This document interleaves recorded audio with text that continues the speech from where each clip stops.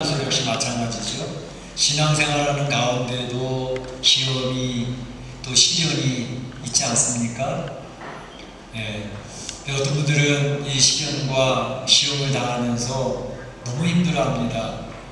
너무 힘들어서 스트레스를 받고 어려움을 당해서 실족하기도 하고 좌절하기도 하고, 경우에 따라서는 너무 힘들어서 교회를 나가고 싶지 않아, 그래서 교회를 또 이렇게 떠나는 그런 분들도 가끔 볼 수가 있습니다.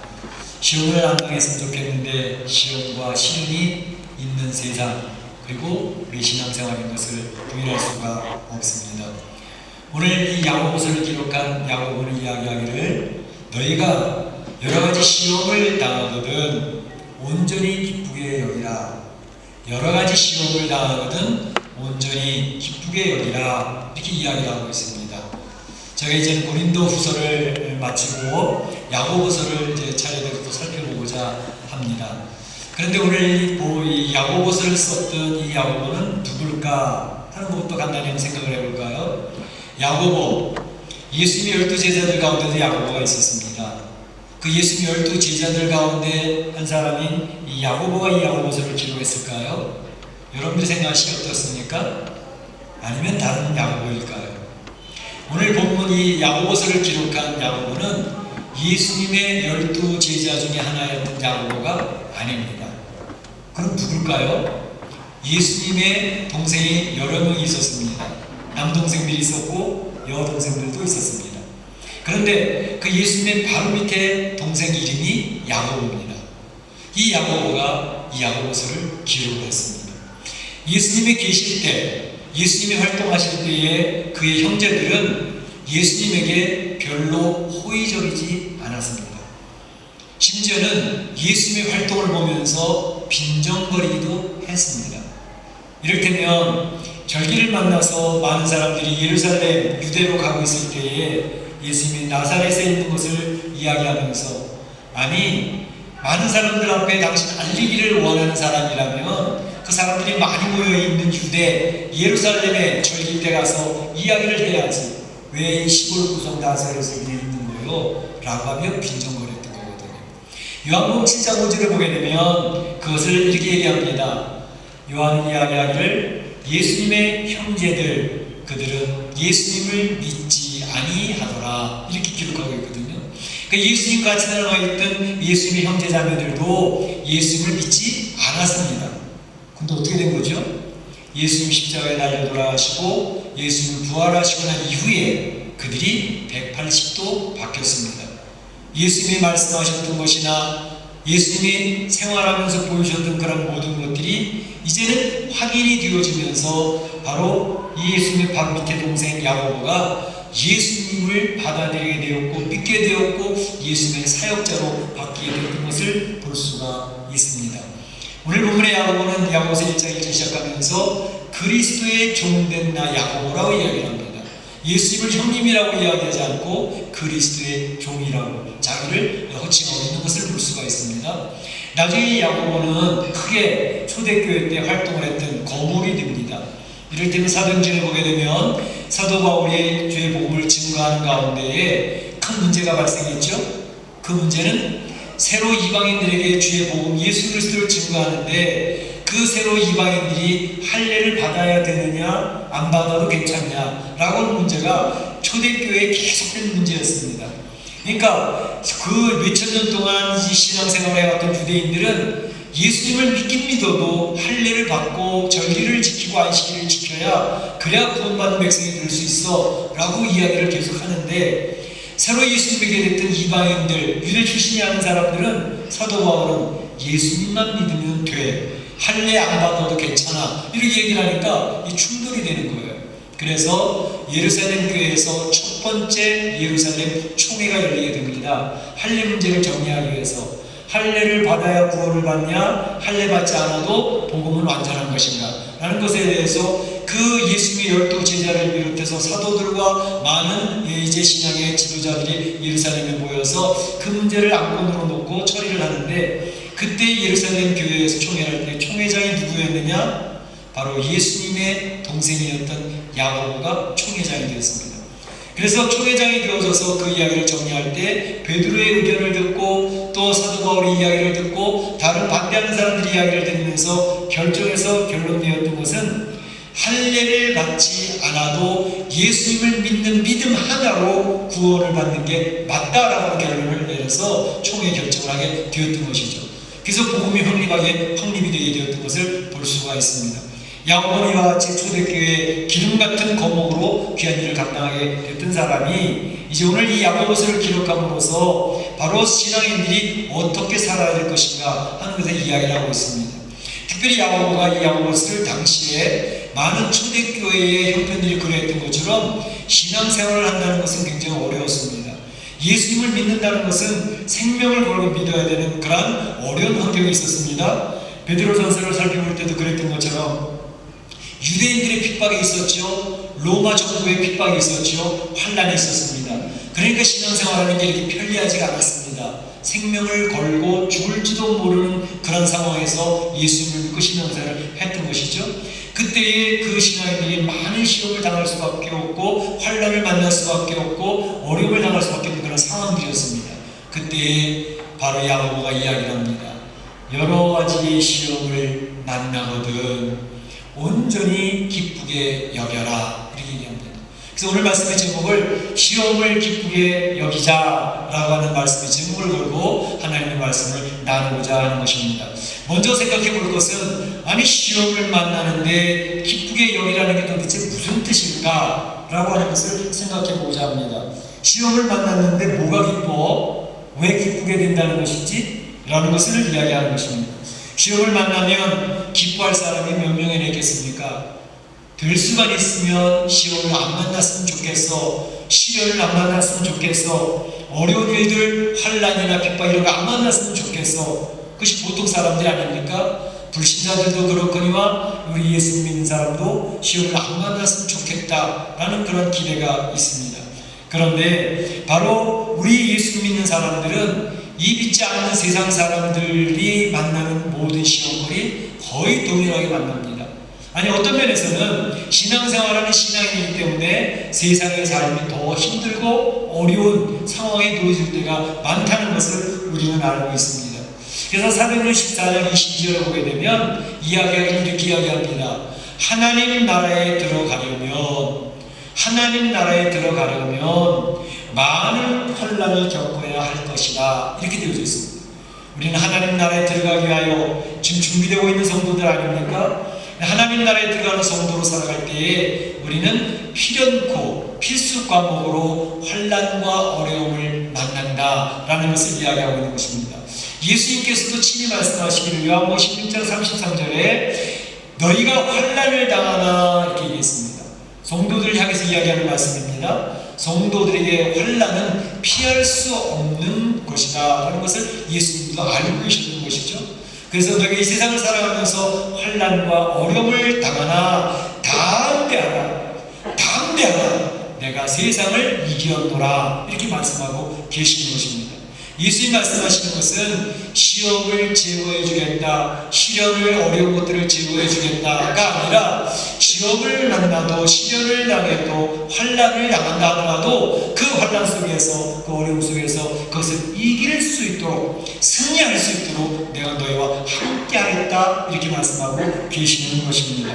그렇기 때문에 우리는 이 하나님의 말씀을 기억을 하고 시험을 만날 때에 시험을 이겨야 되는데 시험을 만날 때 그걸 기쁘게 환영을 해라. 시험이 오는데 시련이 오는데 환난과 어려움이 오는데 그것을 환영해라. 어떻게 그럴 수가 있을까? 그것은 환영할 수 있는 이유가 성경에서 많이 제시가 되고 있습니다. 뭐냐면 이제 시험을 만날 때, 시련을 당할 때, 환난과 어려움을 만날 때에 그때는 하나님께서 그 환난과 어려움 속에서 그걸 이겨낼 수 있도록 도우시는 하나님의 역사를 체험하는 절호의 찬스 기회가 오기 때문이다 라고 이야기하는 것입니다. 우리가 문제를 못 풀고 쩔쩔매는 것들이 우리 이민생활에 얼마나 많습니까? 사업의 문제가 힘들지 않습니까? 멕시코의 문제가 왜 이렇게 안 풀려지는지 몰라요. 센트럴에서 사업하시는 분들은 갈수록 어려워진다. 바닥도 이런 바닥이 없다 이렇게 얘기를 하십니다. 너무 힘들어하는 가운데 있습니다. 그러니까 사업이 힘들고 이 직장생활도 어려워지고 하니까 가정이 재정적으로 위축될 수밖에 없죠.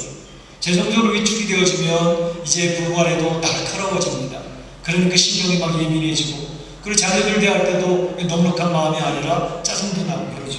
그런데다가 자녀들이 잘 자라주면 좋겠는데, 자녀들에게 이제 좋은 미래를 물려주기 위해서 이제 이민도 나오고 돈도 벌어서 자녀들에게 좀 풍성한 생활을 주기 위해서 부모들이 희생하고 헌신하고 수고하고 있지 않습니까? 그런데 자녀들이 부모님이 기대했던 대로 자라주지 못할 때에, 아무리 교훈하고 설득을 해와 남겨줄 때에 부모들은 정말로 절망감을 느낍니다. 그러면서 이제 이렇게 도무지 내가 발버둥을 쳐도 해결되지 않는 문제를 어떻게 할 것인가 라는 것 때문에 인생의 고뇌가 깊어지게 되는 것이죠. 그런데다가 여러 가지 시험이 오고 시련이 닥치고 오면 우리는 인생에 살면 너무나도 힘들어합니다. 쩔쩔댑니다. 근데 그때에 바로 하나님께서 말씀하는 거죠. 너희에게 어려운 문제가 생겼냐? 가정과 사업도 어렵냐? 자녀들도 그렇게 말을 안 듣냐? 내가 함께 해줄게. 내가 너를 도울게. 하나님께서 도우시겠다고. 그 시련과 환난 어려움 속에서는 바로 하나님이 일하실 수 있는 저의 찬스가 된다는 사실을 강조하고 계시는 것입니다. 그렇기 때문에 그 어려움 속에서 하나님을 경험하게 되기 때문에 이 시험이 올 때 그것을 온전히 기쁘게 여기라고 이야기하고 있는 것입니다. 성도들은 그 어려움 가운데서 하나님을 경험하는 사람들입니다. 그래서 하나님께서 풀어오신 역사를 한 번, 두 번 경험하잖아요. 몇 번 경험하고 나면 그 다음에 내가 상당하게 어려운 문제들이 오는데 그 어려운 문제에 대해서 어떤 태도가 될까요? 하나님, 지난번에도 내가 풀지 못해서 쩔쩔댈 때 하나님 풀어주셨죠? 요번에 문제가 또 생겼는데요. 요 문제는 하나님 어떻게 풀어주실래요? 저는 하나님 어떻게 풀어주실지에 대한 기대감이 생깁니다. 하나님 선하게 풀어주세요. 하나님의 방식대로 처리해주세요. 하나님의 영광이 드러나기를 원합니다. 라고는 그런 기대감이 생기게 되는 줄로 믿습니다. 저희가 이제 새벽기도에 다니엘서를 시작을 했어요. 다니엘서를 살펴보는 가운데 그런 얘기를 해요. 소년 다니엘이 바벨론에 끌려왔습니다. 그래서 그 다니엘 느부갓네살 왕이 그 끌어온 왕족과 귀족들 가운데서 좀 똑똑한 애들을 좀 뽑아서 훈련 좀 시켜라. 그리고 내 주변에 둘 수 있게. 그래서 그런데 왕이 이제 먹을 수 있는 고기, 음식, 기름진 것을 이제 늘 먹도록 준비시켜라. 다니엘이 뜻을 정했다 그랬어. 내가 하나님 앞에 뜻을 정하여 왕의 진미로 더럽히지 않게 하리라. 이제 왕이 먹는 것들은 대개 바벨론의 말뚝신에 올렸다가 내려갔던 고기들이거든요. 그거 안 먹고 채식만 하면서 살고 싶다.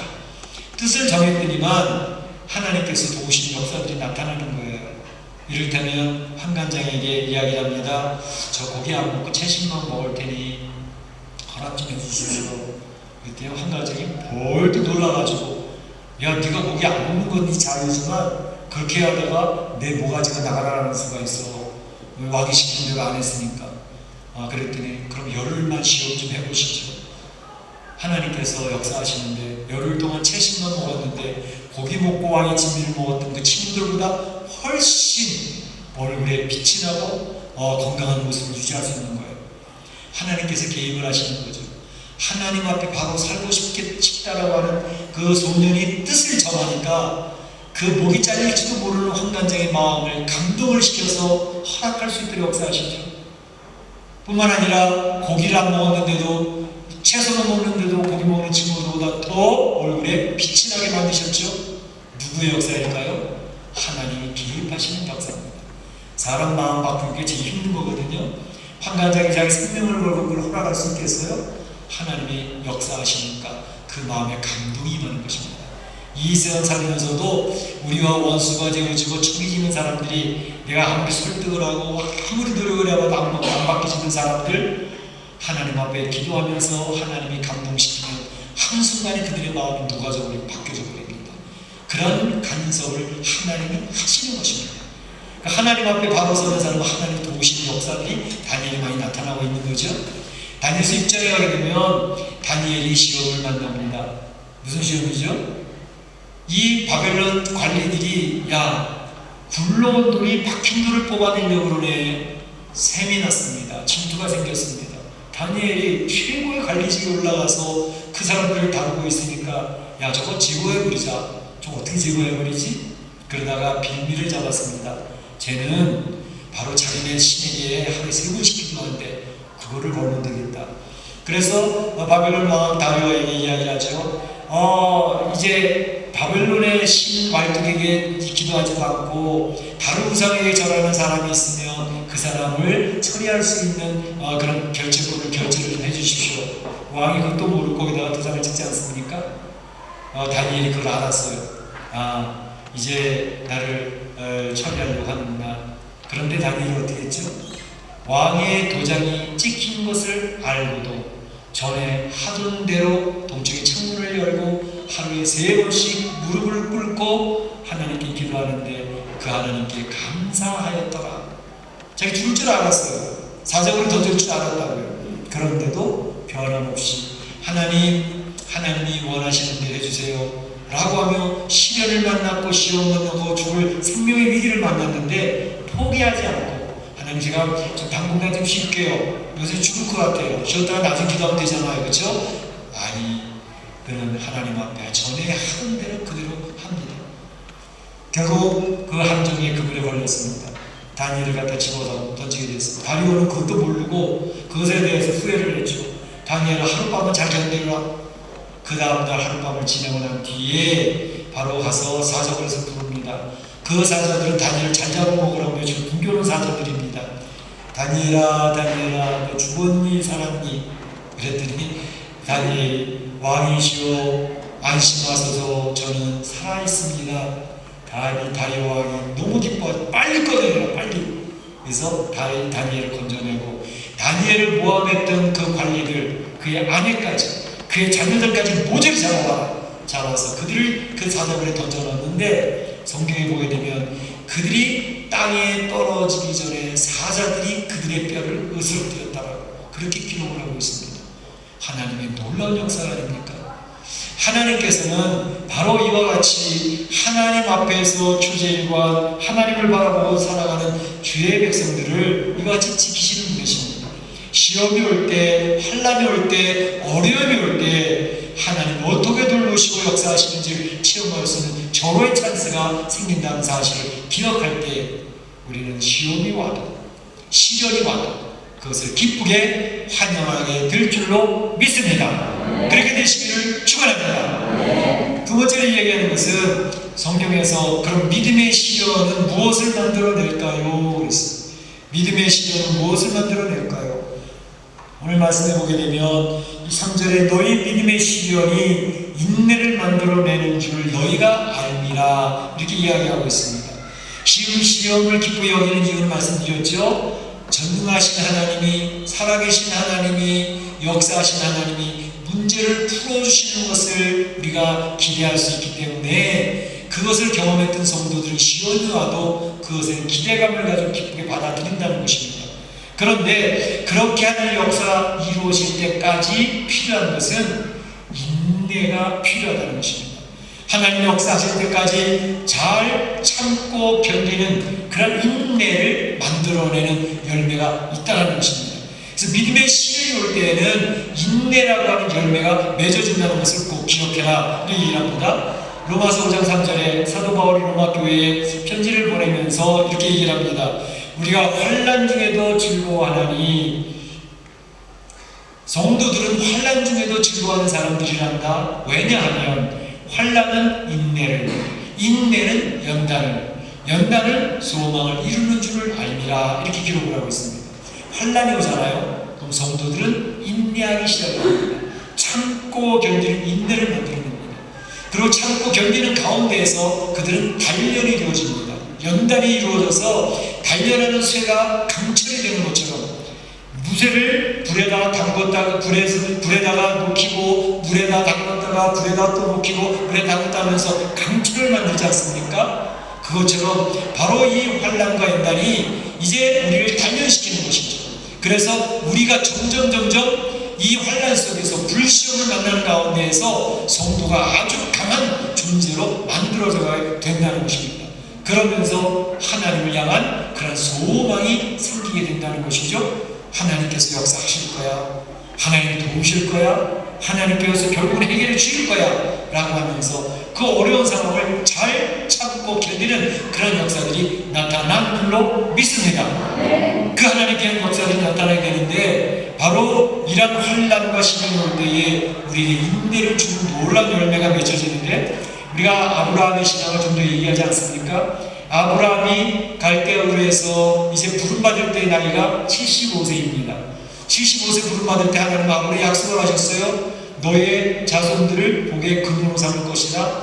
아브라함과 사라에게는 자녀가 없었어요. 근데 그에게 자녀를 주겠다는 약속이 있었죠. 그래서 10년을 기다렸습니다. 1년, 2년이면 아기를 주시지. 1년, 2년 지났는데도 왜 아기를 안 주셔? 5년이라도 안 주셔? 10년이 됐는데도 안 주셔. 그러니까 아브라함과 사라가 믿음이 흔들렸습니다. 그러면 하나님 우리 집에서 충성하고 있는 저 엘리에셀이 상속자를 삼으려고 그러는 거보다 하나님께서 너의 종 엘리에셀이 너의 상속자는 아니야. 그래요? 사라가 생각을 했습니다. 그러면 사라 정부인인 사라에게 의해서 낳는 그 자녀가 아닐지라도 아브라함의 시면을 물러되지 않을까? 그러면 사라가 자기 여종이었던 하갈에 통해서 그런 아브라함의 신을 이어가면 그가 상속자가 되면 되지 뭐. 그래서 그 믿음이 흔들렸던 것입니다. 그래서 낳은 아이가 이스마엘입니다. 이스마엘을 가질 때 85세였습니다. 10년 만에 그의 믿음을 기다리다 지쳐가지고 믿음이 흔들려서 아기를 낳았는데 86세에 아기를 낳았습니다. 그래서 그의 믿음이 흔들렸는데, 그 다음에 하나님께서 아니라니까 사라를 통해서 너의 믿음의 상속자를 줄 거야 라고 이야기를 하셨어요. 그리고 나서 얼마를 더 기다렸을까요? 5년? 10년? 아니요. 86세에 이스마엘을 낳고 난 다음에 하나님은 13년이 지나도록 아무 얘기도 안 하셨습니다. 침묵하셨습니다. 말씀하시던 하나님이 이야기 안 하시면 얼마나 답답해집니까? 성도들이 안달이 나지 않습니까?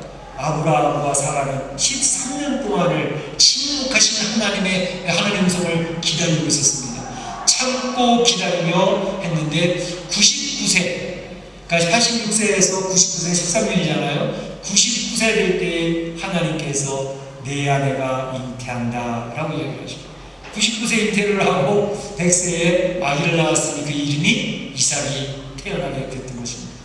하나님께서는 아브라함을 통해서 기다리고 참고 기다리고 하는 그 인내의 열매를 맺게 하시는데 10년 또 13년 그렇게 해서 하나님은 그 아브라함이라고 하는 걸출한 신앙의 위인을 만들어내셨던 것을 볼 수가 있습니다. 오늘날에 역시 마찬가지입니다. 하나님께서는 하나님의 사람들을 이제 키워내시는데 인내라고 하는 그 과정을 반드시 통과하게 하십니다. 신앙생활은 인내의 과정입니다. 여러 성도님들이 기도할 때 우리 부모님을 위해서 기도를 하는데 10년 동안 기도했는데도 아직 부모님이 교회 나오실 생각을 안 해요. 답답하기를 말할 데가 없습니다. 우리 부모님 자꾸 열을 내주셔가지고 좀 있으면 혹시 돌아가실지도 모르는데 우리 부모님 어떻게 인도하죠? 20년이 지났는데도 안 믿어요. 어떻게 하죠? 25년 동안 기도합니다. 네, 하나님께서 그 기도를 기억하시고 25년 지난 후에 부모님을 교회에 나오시게 했던 겁니다. 그런 역사들의 성도들이 간증이 있습니다. 그러니까 우리 성도들이 기도하는 것은 반드시 이루어집니다. 이루어질 때까지 하나님은 침묵하시는 걸 기다리게 하실 때가 많습니다.